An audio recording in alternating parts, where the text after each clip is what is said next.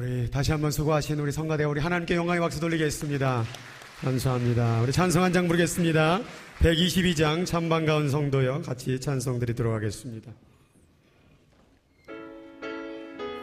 우리 손뼉 치면서 기쁜 마음으로 같이 찬양하겠습니다.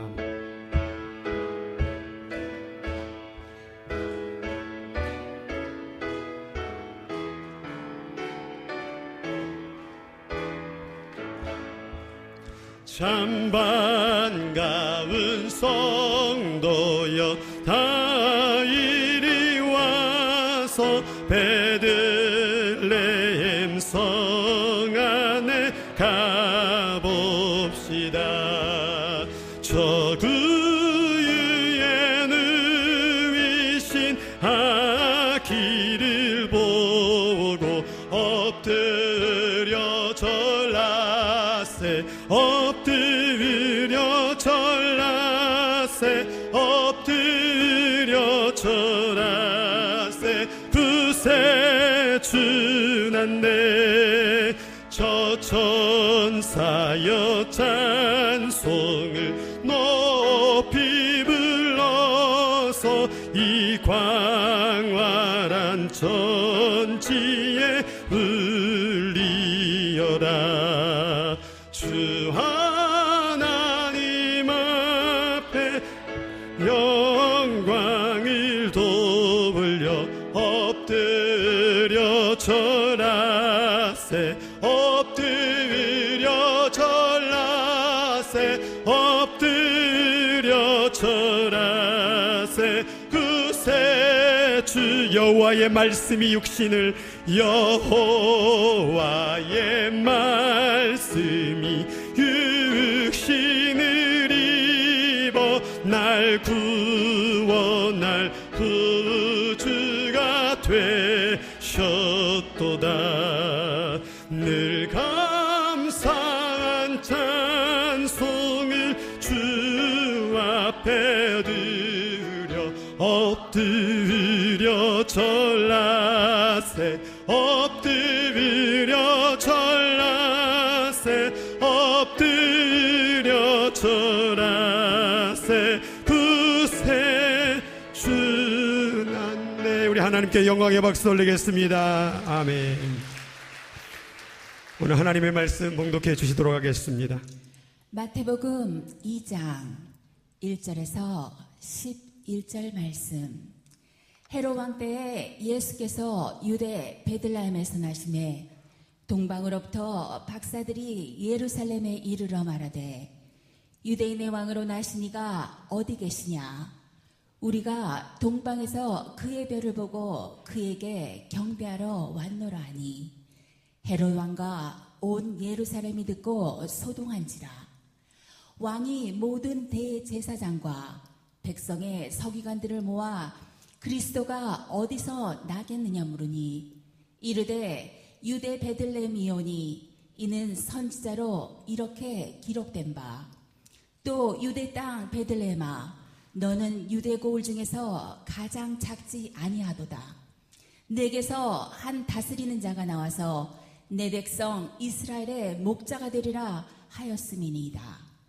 이에 헤롯이 가만히 박사들을 불러 별이 나타난 때를 자세히 묻고 베들레헴으로 보내며 이르되 가서 아기에 대하여 자세히 알아보고 찾거든 내게 고하여 나도 가서 그에게 경배하게 하라. 박사들이 왕의 말을 듣고 갈새 동방에서 보던 그 별이 문득 앞서 인도하여 가다가 아기 있는 곳 위에 머물러 서 있는지라. 그들이 별을 보고 매우 크게 기뻐하더라. 집에 들어가 아기와 그의 어머니 마리아가 함께 있는 것을 보고 엎드려 아기께 경배하고 보배합을 열어 황금과 유향과 몰약을 예물로 드리니라. 아멘. 기도하도록 하겠습니다. 하나님 감사합니다. 주의 말씀 들고 섰습니다. 하나님의 메시지가 선포될 때에 참된 평안의 역사가 이루어지게 하여 주시옵소서. 주님께서 홀로 영광 받아 주옵시고 이 시간도 성령께서 운행하여 주시고 주의 말씀 온전하게 전달되어 줄 수 있도록 인도하여 주시옵소서. 마음의 문을 열게 하여 주옵소서. 다치고 상한 마음 감싸 안아 주시옵소서. 주님 앞에 회복되어 더욱더 영광 돌리는 남은 인생들 되어줄 수 있도록 축복하여 주시옵소서. 감사하며 예수님의 이름으로 기도하옵나이다. 아멘. 우리 같이 옆에 분들과 인사하겠습니다. 메리 크리스마스.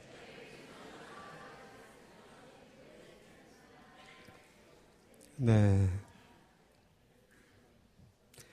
이제 하루 전이지요? 좋으세요?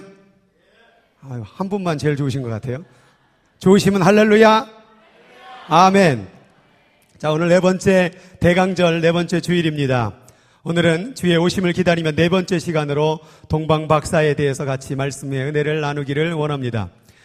오늘 본문 가운데 나온 이 동방박사라는 단어는 그리스어로 마고스라는 단어인데 이때 당시에 메대와 바사와 그리고 갈대아인 사이에서 천문학을 공부하던 그런 점성술사였습니다. 쉽게 말하면 하늘의 별을 보고 점을 치거나 그런 어떤 점쟁이 같은 그런 역할도 했던 학자들이자 또 그런 어떤 미신을 믿는 사람들이었습니다. 하나님은 이러한 동방박사라는 사람을 통하여서 오늘 예물을 드리는 모습을 보게 되는데 사실은 이 다니엘 5장 11절 말씀을 같이 한번 읽어보도록 할까요? 시작. 느부갓네살 왕이 그를 세워 박수와 술객과 갈대와 술사와 점쟁이의 어른을 삼으셨으니. 그러니까 다니엘에 보면은 다니엘이 포로로 잡혀가서 이 꿈의 해석을 너무나도 능란하게 하다 보니까 이 사람들은 뭐 하나님을 잘 믿는지 안 믿는지는 생각은 안 하고 그냥 너무 잘 맞히는 거죠. 그러니까 그들의 눈에 뭐로 보였냐면 점쟁이나 어떤 그런 눈으로 보았고 가장 우두머리로 세웠던 거예요. 여기가 바로 동방박사의 시초가 되는 거예요. 그래서 그때 당시 이들을 향하여 박사라고 불렀습니다. 그래서 표준 세번역에 보면은 그를 점장이와 마법사와 무당과 점성가를 다스리는 박사장으로 삼았다라고 되어 있어요. 그래서 다니엘이 그러한 직분을 받은 사람이었고 오늘 온 동방박사도 그러한 모든 어떤 술사와 점쟁이와 모든 것들을 관할하는 꽤 높은 지위에 있던 사람들이 바로 동방박사였다는 사실입니다. 저도 제가 군대에 있었을 때에 기도를 하는 가운데에서 뭔가 이렇게 좀 은혜가 많이 임했던 것 같아요. 그래서 한 친구가 이렇게 보기에 막 이렇게 되게 밤에 첫날 훈련소 때 이렇게 울고 있더라고요. 그래서 이제 같이 기도해 주는 마음 가운데 저에게 그런 감동이 왔던 것 같아요. 엄마하고 싸웠구나. 점쟁이는 아니고요. 그런 감동이 왔어요. 그래서 야, 엄마랑 싸우고 왔고 여기 와서 울고 난리야. 그랬더니 걔가 그때부터 저를 따라오기 시작하는 거예요. 그래서 쉬는 시간만 되면은 애들이 저한테 줄을 서갖고 여자친구 사진을 보여주면서 얘는 어떤 것 같니? 얘는 어떤 것 같니? 그래서 부대에 소문이 났어요. 할렐루야 점쟁이. 그래서 딱 여자 사진을 보여주면 제가 얘 성격은 이러하고 아빠 성격이 조금 이렇게 하니까 조금 조심해. 또 얘 성격이 좀 까탈스러운 면이 있는 것 같아. 그러니까 조심해야 돼. 그리고 얘는 좀 상처를 좀 감싸주는 그런 스타일로 연애를 해야 돼. 그래서 아마 이 다니엘도 어떻게 돼갖고 그런 박사장이 되지는 않았나 그런 생각을 해보게 됩니다. 어쨌든 간에 이들은 뭔가 신앙이 있는 사람이 아니라 어떤 믿지 않는 사람들의 점장이자 마법사자 무당과 같은 사람들이었습니다. 그러나 이들이 별을 연구하다 보니까 문득 보이는 신기한 별이 보인 거예요. 그 별을 따라서 걷고 걸어서 결국에는 이 별이 멈춘 것을 보게 됩니다. 그리고 그 박사들이 이제 집에 들어가 거기서 결국 예수를 만나게 됩니다. 거기에 예물을 드리게 되는데 황금과 유향과 몰약이라는 세 가지의 예물을 드리게 됩니다. 오늘은 이 동방박사가 드렸던 이 세 가지의 의미가 무엇인지에 대해서 같이 의미를 여러분의 신앙과 함께 은혜 받기를 원합니다. 첫 번째는 황금입니다. 황금. 자, 이 황금이라는 것은 이 땅을 살아가는 가운데 우리들에게 꼭 필요한 것입니다. 물론 우리들 가운데 지금 황금이 없지만 오늘날로 이거를 변화의 의미로 생각해 본다면 이거는 물질이 될 수도 있고요. 또 내가 가진 소유가 될 수 있고요. 또 내가 가진 어떤 지식이나 경험들이 될 수 있을 것입니다. 이런 세상 가운데 사는 것 가운데 이 황금이 있느냐 없느냐에 따라서 뭐가 결정되어지냐? 내가 너의 왕이냐 아니냐가 결정되는 거예요. 내가 너보다 더 높은 곳에 있다 이 말이에요. 그럼 너는 내 말을 들어야 되는 거예요. 내가 너보다 돈이 더 많으니까 너는 내 말 들어야 되는 거예요. 내가 너보다 더 많이 공부했으니까 너는 내 말 들어야 된다라는 거예요. 그래서 이 킹십, 이 황금이라는 것은 이 왕 되고자 하는 마음. 그래서 이거를 전문 용어로 왕심이라고 들어봤어요? 그냥 제가 만들었어요. 자, 그래서 이때 당시 이 왕이 되기 위해서 이 황금을 많이 가졌는데 그때 당시에 고대 가운데 이런 이야기들이 있었습니다. 뭐냐면 황금을 가지지 않고는 왕을 만날 생각을 하지 말아라 라고 했어요. 그만큼 그때 당시의 왕들은 왕관도 황금으로 만들고 보좌도 황금으로 만들고 그래서 황금이라는 것은 변하지 않고 영원토록 빛나고 찬란하는 그런 왕권을 상징하는 그런 대표적인 물건이었다라는 거예요. 그래서 오늘 동방박사가 황금을 드렸다라는 것은 예수 그리스도가 누구임을 바로 왕임을 인정을 했다라는 사실이에요. 그가 신앙이 점성술사이고 뭐를 믿던 간에 그들의 마음 가운데는 그 별을 바라보고 또 여러 가지 전문 서적들을 읽어보고 연구해 본 결과 이 이스라엘 가운데 나오는 그 별 밑에 있는 그 바로 예수는 이스라엘의 왕이라는 온 우주의 왕이라는 것을 인정하기 위해서 황금을 드렸다는 사실입니다. 그래서 처음에 이들이 말할 때에 헤롯 왕한테 가가지고 뭐라고 얘기하냐면 유대인의 왕으로 나신 이가 어디 있느냐. 자신네들이 여러 가지 연구의 결과에 따르면 또 이 별에 따르면 여기 왕이 태어날 거라는 징조가 있는데 그게 어디 있느냐라고 묻는 거예요. 그리고 동방에서부터 그의 별을 보고 그에게 뭐하러 왔다라는 거예요? 경배하러 왔다라는 거예요. 헤롯은 이 말을 들을 때 굉장히 기분 나쁘게 내가 왕인데 누가 또 왕이 나느냐? 이것은 반역의 세력이 아닌가? 그렇게 굉장히 긴장해서 결국 2살 밑에 된 아이들을 다 죽이는 사건을 벌이게 됩니다. 어쨌든 이 동방 박사는 헤롯 왕이 아니라 진짜 왕, 영적인 왕 예수 그리스도를 바라보면서 경배하러 그렇게 먼 길을 찾아왔던 모습을 볼 수가 있습니다. 그래서 오늘 그들이 드렸던 그 황금을 통하여서 우리들의 인생 가운데서 황금을 주님 앞에 드려야 되는데 그것은 바로 무엇일까 생각을 해본다면 바로 왕심이라는 그 마음이에요.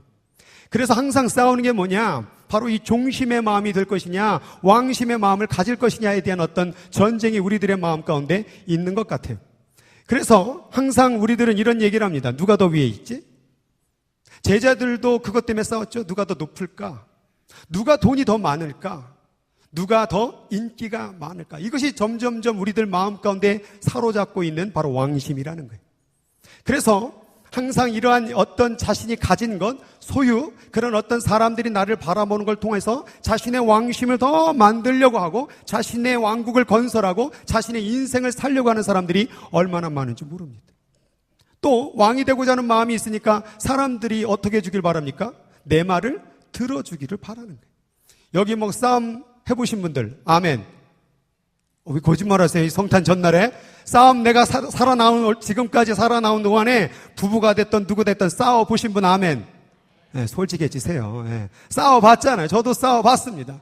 부부싸움 제가 했을까요? 안 했을까요? 봤어요? 왜 그러세요? 남을 짐작하지 마세요. 네, 그러나 싸웠습니다. 근데 왜 싸울까요? 내 말을 안 들었기 때문에 그런 것입니다.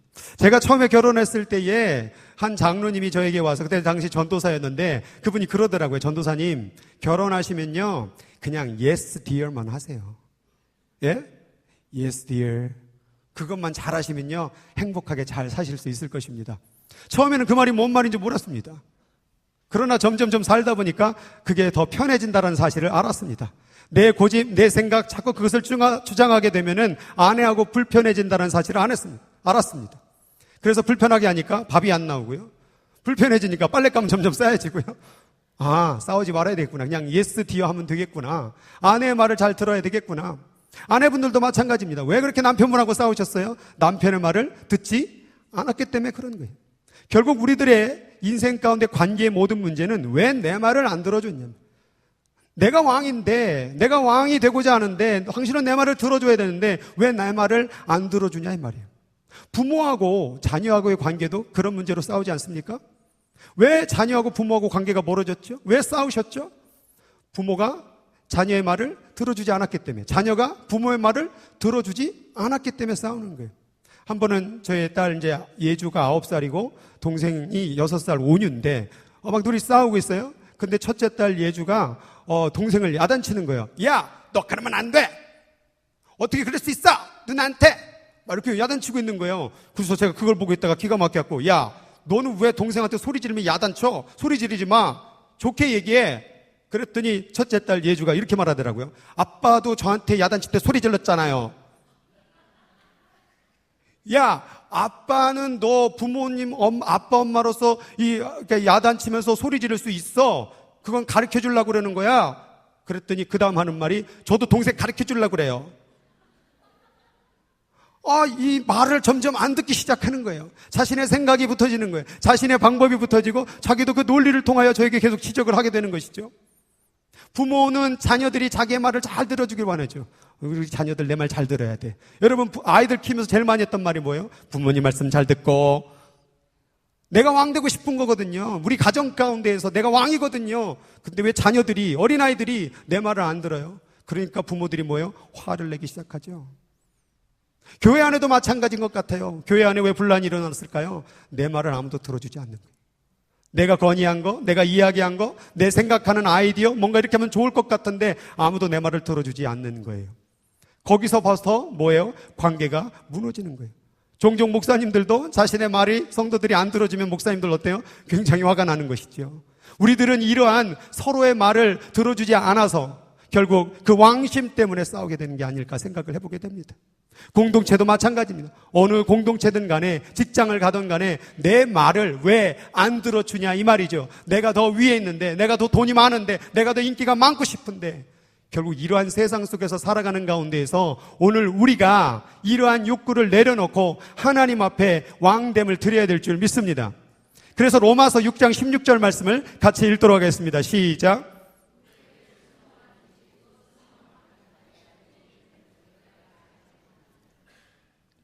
누구에게 순종하든지 그 순종함을 받는 자가 뭐래? 왕이 되고 나는 그의 종이 되는 거예요. 우리가 세상 가운데서 내가 왕이라고 살고 있지만 나를 컨트롤하고 나를 조종하는 가장 강력한 그러한 만몬과 같은 존재가 누굽니까? 바로 물질이라는 것입니다. 그 물질이요, 우리를 얼마나 우리를 종으로 삼으려고 하는지. 여러분, 내일 되시면 이제 또 모레 되시고 그러면 물론 내일 성탄이지만 내일 또 일하는 분들이 있겠지만은 직장에 왜 가십니까? 그 돈이 나를 부르기 때문에 그런 것입니다. 돈 줄 테니까 나와. 저도 이제 새벽 기도 나오다 보면은 아침에 막 새벽 4시, 4시 반 이쯤에 나오다 보면요. 그때도 골든게이트니 베이브리지니 차들이 얼마나 많은지 모릅니다. 그들은 아침부터 왜 이렇게 일찍 나가는 것일까요? 바로 돈의 힘이라는 거예요. 돈의 그 왕권이 얼마나 강력한지 우리를 그 졸린 눈을 비비게 하고 나오게 한다라는 사실입니다. 그런데 하나님 앞에 나오라는 새벽 기도의 힘은 뭡니까? 너무나도 약해요.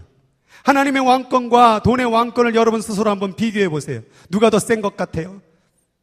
여러분 내일 새벽 2시에 오시면 100만 불 드리겠습니다. 그 힘이 막 땡기지 않습니까? 그래, 반드시 나가리라. 알람을 6개를 맞춰더라도 내가 꼭 가리라. 2시가 아니라 1시, 아니 밤을 새우겠습니다. 그러나 하나님이 부르실 때에 기도 좀 하자. 그건 좀 힘들 것 같습니다. 주여 나의 환경을 돌봐 주시옵소서. 왜 상한 갈대를 꺾으려 하시나이까? 꺼져가는 등불을 왜 끄시려 하시나이까? 어느덧 세상에 대한, 물질에 대한 왕심은 커져 있고 주님에 대한 어떤 왕권에 대한 건 작아지는 모습을 보게 됩니다. 오늘 황금을 드렸다라는 것은 바로 주님에 대한 그 왕권을 크게 만드는 거예요. 나는 뭐예요? 그의 종이 되고 그님은 나의 왕이 되라는 말씀을 드리고 있는 것입니다. 그래서 오늘 왕권을 드리는 방법이 있습니다. 4가지의 도구가 있는데 그 첫 번째는 뭐냐? 말씀이라는 거예요. 말씀을 좀 읽으세요. 아주 솔직하십니다. 대답이 없는 거 보니까. 저는 이건 거짓말로 받아들이진 않겠습니다. 말씀을 읽는다라는 것은 뭐냐? 왕의 이야기를 듣는 것이에요. 우리의 왕이 누구입니까? 하나님이시죠. 그럼 하나님의 이야기를 읽고 듣는 것이 바로 말씀을 읽는 의미가 있는 것입니다. 말씀의 시간과 말씀을 대하는 시간이 늘어나면 늘어날수록 우리는 왕됨을 만들어지는 거예요. 하나님을 하나님 되게 만드는 거예요. 말씀을 안 읽는 사람들이 있습니다. 왜 안 읽습니까? 내 방법, 내 뜻대로, 내 생각대로 하면 더 잘 될 것 같거든요. 말씀을 읽는다고 굳이 많은 어떤 편안함과 행복이 있을 것 같지가 않거든요. 그러니까 우리는 내가 왕되고자 하는 그 욕심 때문에 결국엔 말씀을 멀리합니다. 두 번째 도구는 기도입니다. 기도를 한다는 건 무엇입니까? 그분의 도움과 허락을 구하는 것이에요. 왕은요, 누구에게 도움을 구하거나 요청을 하지 않습니다. 그냥 시킵니다. 우리는 왜 하나님께 기도하지 못할까요? 하나님께 굳이 기도하지 않아도 내가 얻을 수 있기 때문에 그렇습니다. 오늘 아침에 일어났을 때에 오늘 밥 먹을 것을 위해서 기도하신 분이 있습니까?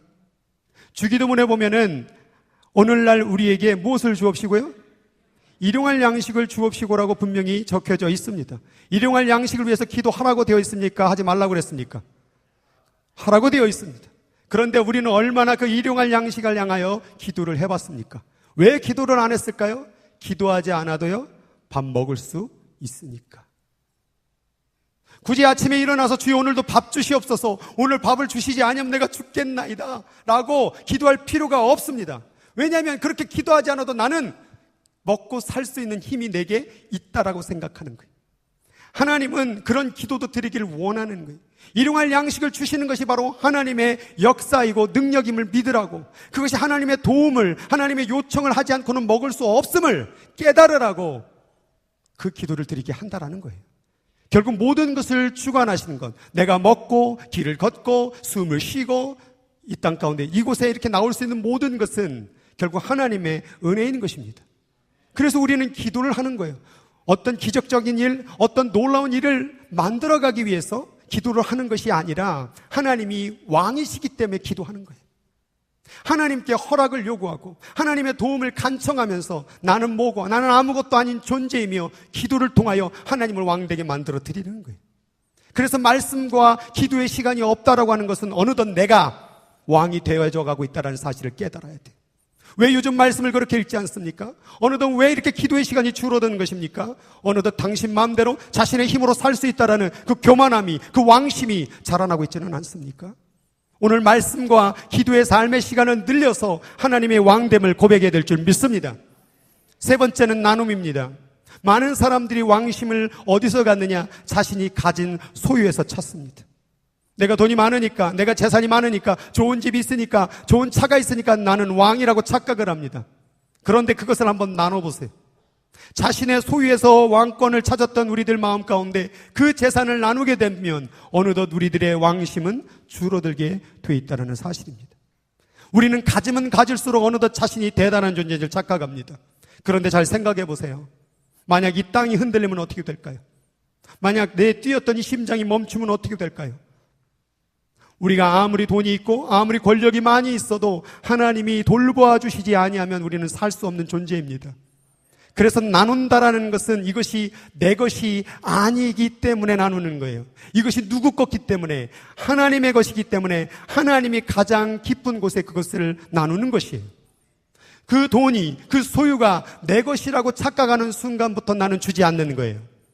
그리고 주었을 때 나를 생색내기 시작하는 거예요. 그러나 청직이라는 삶은 자신이 나누어도 자기를 드러내지 않고 누구만 드러내는 것입니까? 하나님만 드러내는 것입니다. 나누기를 잘하는 사람은 왕권을 하나님 앞에 드리는 사람입니다. 나누지 않는 사람은 자신이 어느덧 왕이 되어 이 땅을 살아가고 있다는 사실이에요. 그 다음에는 교제예요. 교제라는 것은 동등한 상대끼리 서로 친구처럼 아름다운 사랑을 나누는 것을 교제라고 얘기합니다. 왕은요, 아무나 교제하지 않습니다. 집이 없고 가난하고 거지인 사람과 교제하지 않습니다. 자기에게 힘이 되고 능력이 되는 사람하고만 교제합니다. 그러나 우리가 어느 누구를 가리지 않고 때로는 길거리에 있는 홈레스와도, 때로는 길을 가는 어떤 불쌍한 병든 사람이라도, 때로는 병원에 가서 누워있는 환자하고도 우리는 교제를 나눌 수 있어야 됩니다.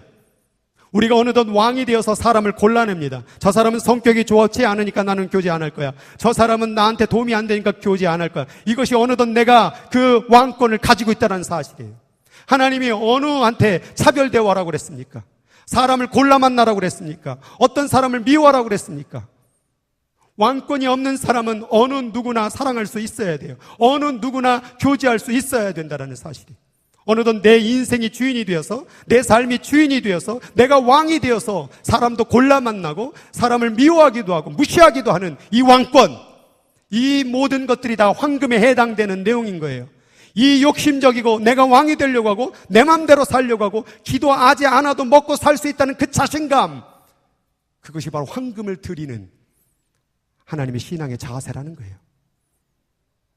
우리는 정말 하나님 앞에 황금을 드리고 있습니까?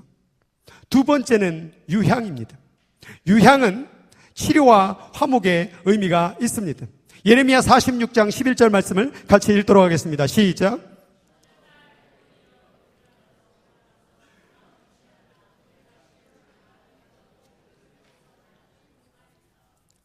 애굽이여 길르앗으로 올라가서 뭐를 취하라고 말합니까?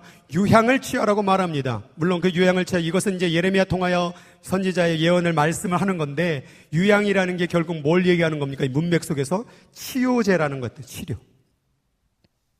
치료의 역사를 만들었던 것이 바로 유향의 의미가 있습니다. 또 한 가지 의미를 발견할 수 있는 것은 뭐냐면, 지금 이제 소제를 드리는데, 여호와께 드릴 때에 그 소제는 뭐냐면 그 곡식을 빻아가지고 드리는데, 그 빻은 가루 위에 기름을 붓고 뭘 담아 놓냐면 유향을 섞어갖고 제사장이 갖다 주는 거예요. 그러면 제사장은 그 고운 그 가루와 기름 섞인 것에 유향을 취하여서 제단 가운데 들여서 불로 태울 때에 이것이 향기로운 제사가 된다는 거예요. 여기에 제사를 제사되게 하는 것, 향기로운 제사가 되게 하는 게 뭐냐? 유향의 역할을 하고 있다는 거예요. 다시 말해서 유향이라는 것은 첫 번째는 치유하는 의미가 있고, 두 번째는 하나님 앞에 온전한 제사를 드리게 하는 화목의 의미가 있을 수 있다는 사실이에요. 제사를 왜 드립니까? 죄 지으니까 드리죠. 하나님하고 관계가 깨지니까 제사를 드리죠. 그 죄값으로, 그 제물로 말미암아 우리를 대속하기 위하여 제사를 드리는 것입니다. 그런 의미로 생각한다면 우리가 예배 드리는 것은 바로 하나님하고 뭐예요? 관계가 맺어지는 의미가 있는 것입니다. 그래서 유향은 어떤 이 얘기를 할 때 제사장의 역할을 감당한다고 해석할 수가 있습니다. 그래서 라틴어는 폰티펙스라는 말인데, 저게 무슨 말이냐면 다리를 놓는 사람이란 뜻이래요.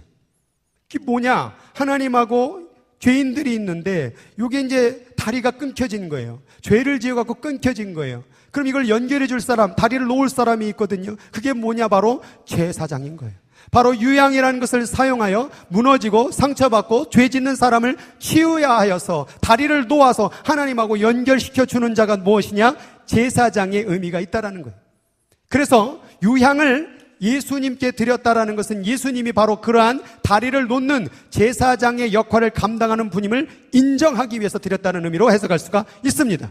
그래서 히브리서 3장 1절 말씀을 같이 읽겠습니다. 그러므로 함께 하늘의 부르심을 받은 거룩한 형제들아, 우리가 믿는 도리의 사도이시며 누구요? 대제사장이신 예수를 깊이 생각하라. 예수님은 대제사장으로 세상의 모든 죄인을 하나님하고 연결시켜주기 위해서, 때로는 상처받고 무너진 인생 가운데에서 치유하시며 하나님께 연결시키시고, 때로는 죄짓고 내 맘대로 살았던 잃어버린 그 어린 양을 하나님하고 연결시켜주는 다리의 역사를 만든 분이 누구냐? 바로 예수 그리스도의 의미가 있는 것이에요. 그리고 나온 게 이제 세 번째로 모략입니다. 모략은 그때 당시에 마취제와 방부제의 의미로 사용되었다고 합니다. 그래서 마가복음 15장 23절 같이 읽겠습니다. 모략을 탄 포도주를 주었으나 예수께서 받지 아니하시니라. 이 뒤에 있는 십자가는 로마의 사형 형틀이었습니다. 여기에 사람들은 보통 일주일간 거의 매달려서 피를 말려 죽이는 게 바로 십자가 형틀이었습니다.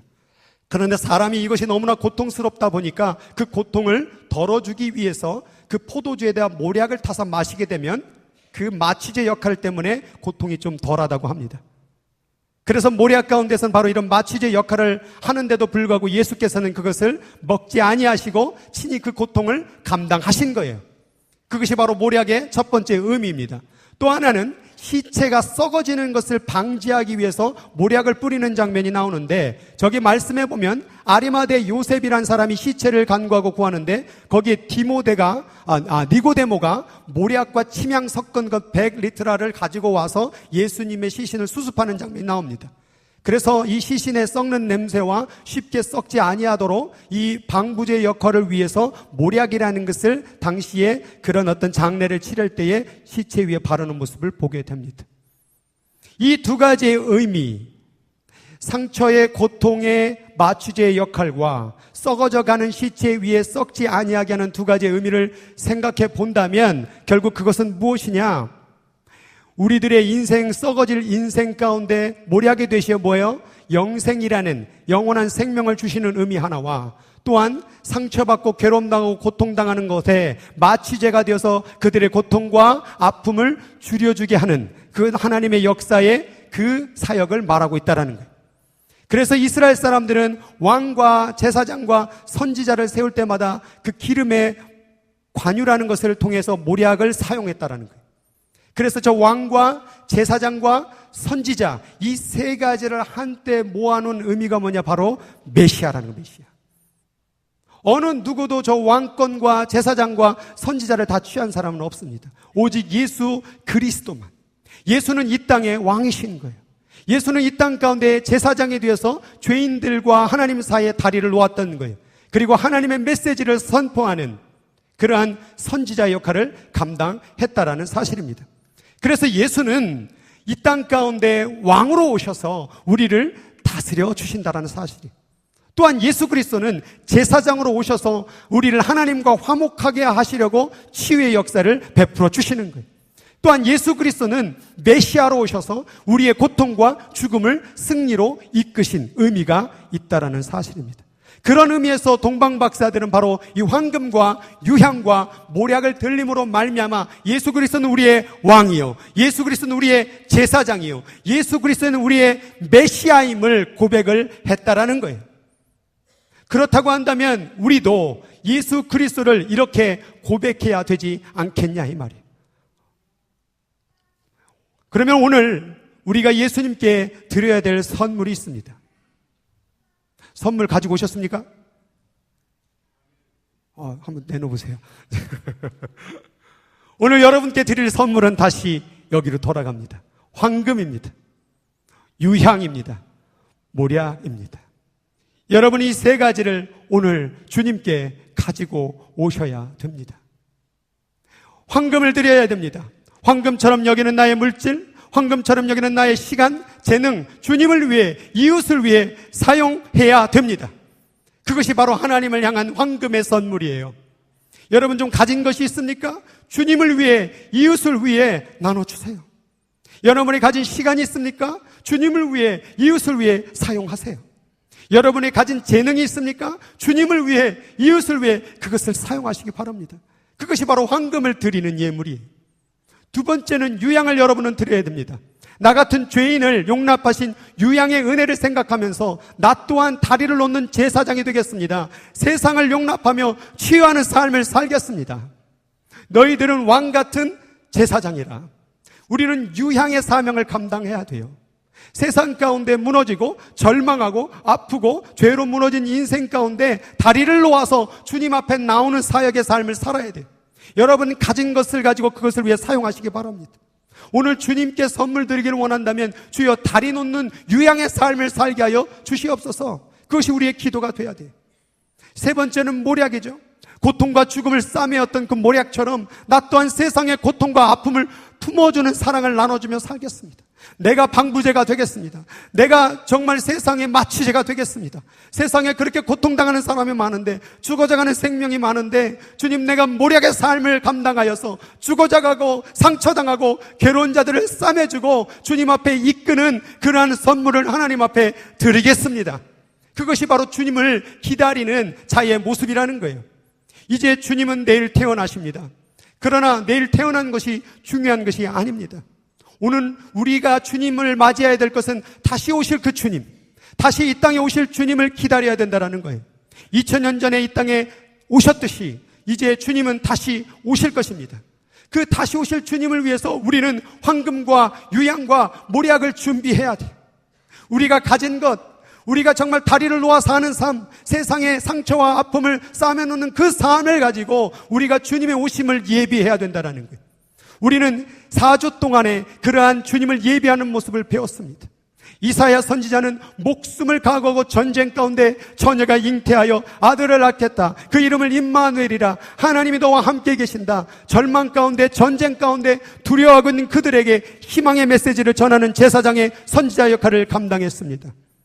또한 마리아와 요셉은 자기가 죽을 수 있음에도 불구하고 그 수치와 죽음의 위협에서도 끝까지 예수 그리스도를 잉태하여서 결국에는 예수 그리스도의 메시아적 사명을 완수하게 하는 그러한 모든 자신의 시간과 인생과 정말 세상 가운데 예수를 연결하며 세상의 아픈 곳에 예수를 내어보내드리는 이 세 가지의 사명을 감당한 게 마리아와 요셉이었던 것입니다.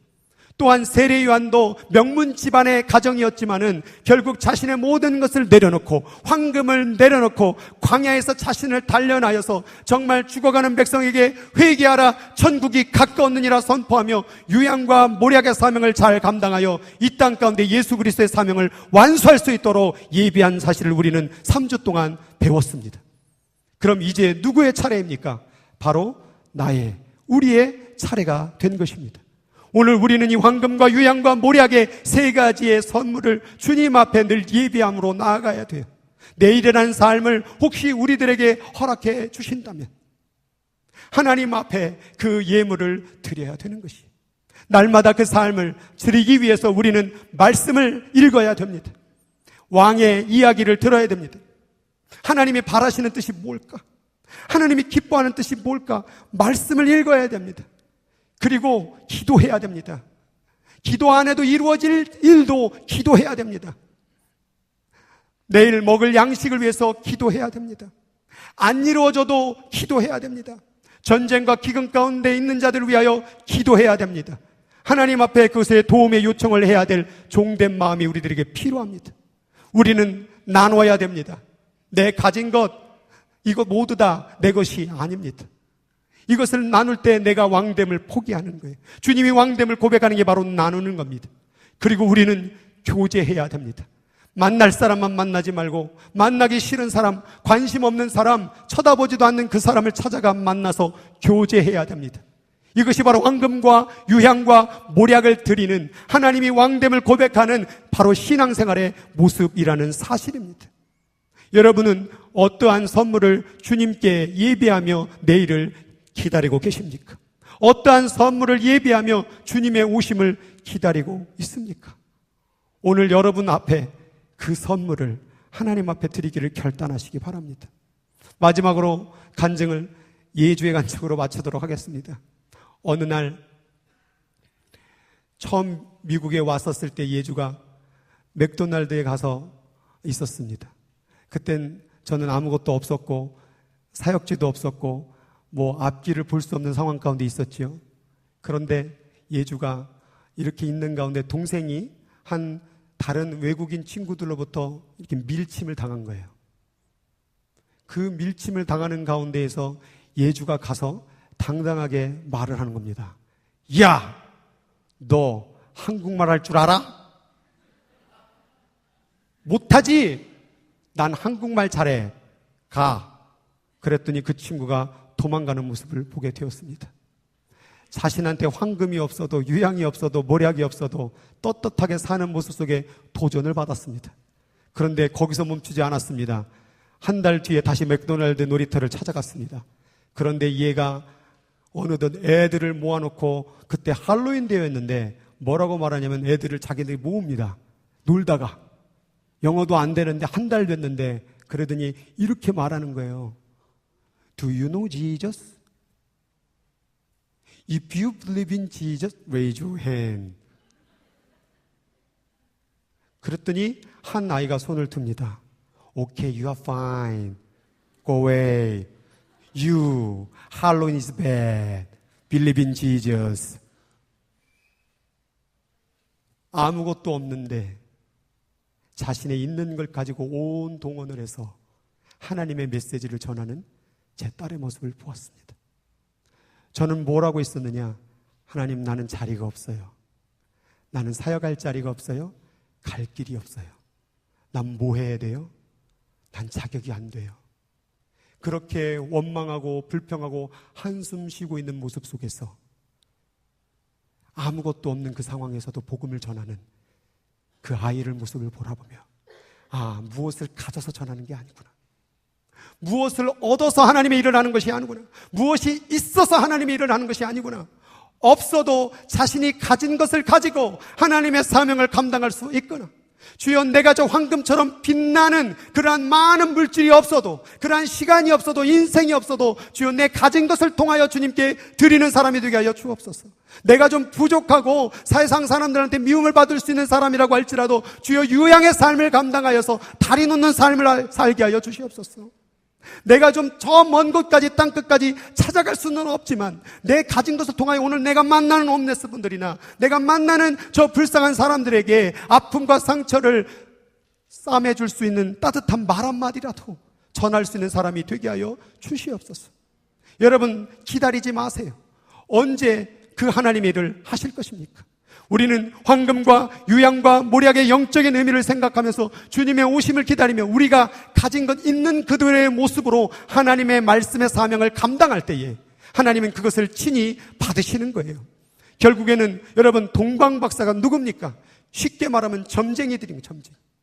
점쟁이도 황금을 포기하고 유향을 포기하고 모략을 포기했습니다. 이건 그때 당시 최고의 가치 있는 물건이고 너무나도 소중한 것들이에요. 여러분, 점술사들도 하나님 앞에, 예수님 앞에 왕권을 인정하며 이 세 가지를 드렸다고 한다면 하나님을 믿는 우리가, 하나님을 믿는다고 사랑한다고 말하는 우리가, 하나님을 오늘 예배한다고 말하는 우리들이 이 세 가지의 예물을 온전히 드려야 되지 않겠습니까? 여러분, 세상에 이 수많은 사람들보다 하나님께 더 많은 것을 드릴 수 있는 여러분 되기를 주님 앞에 축복을 드립니다. 기도하도록 하겠습니다. 오늘 같이 기도하도록 할 텐데요, 기도 가운데 주여, 나는 주님께 무엇을 드리겠습니까? 성탄절 가운데 주님의 생일을 축하하고 노래하는 것으로 끝나면 안 됩니다. 내가 주님께 드릴 선물이 있어야 됩니다.